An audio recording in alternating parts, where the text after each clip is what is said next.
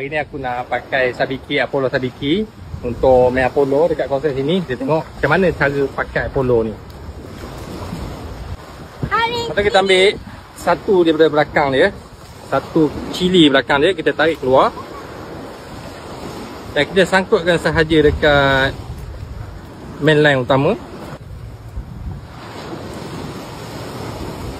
Lepas tu kita tarik keluar satu-satu je macam ni. Kita tarik je keluar satu-satu.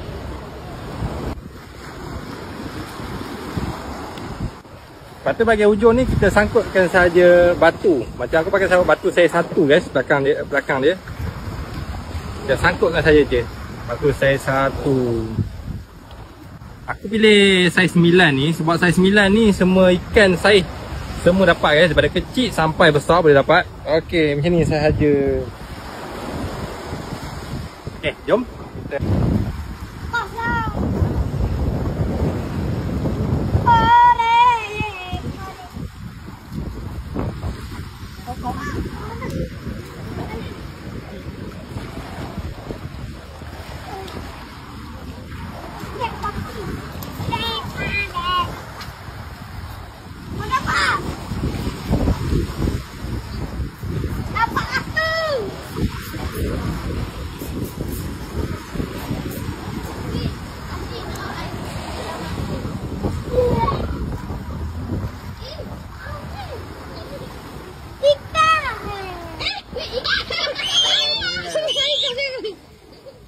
Kerapu tapi kecil sangat, kita lepas lah. Kalau guna uki-uki Sabiki ni memang kita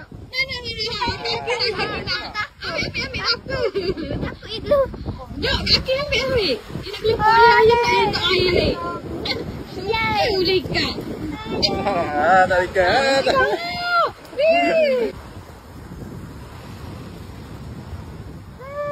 Oh, nak ikat.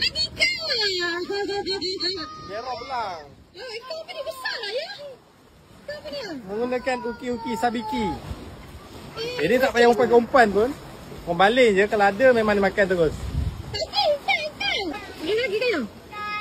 Dah bila nak beli? Ikan apa nak awak tu? Ikan kunyit. Ikan kunyit. Boleh juga. Apa ikan kecil-kecil je? Besar tu. Jaga. Nak beli ikan ni? Nak beli ke beli? Boleh. Ayah akik yang tak ada akuarium, tak ada kolam je. Boleh nak kolam akik? Tak ada kolam, batu mandi je.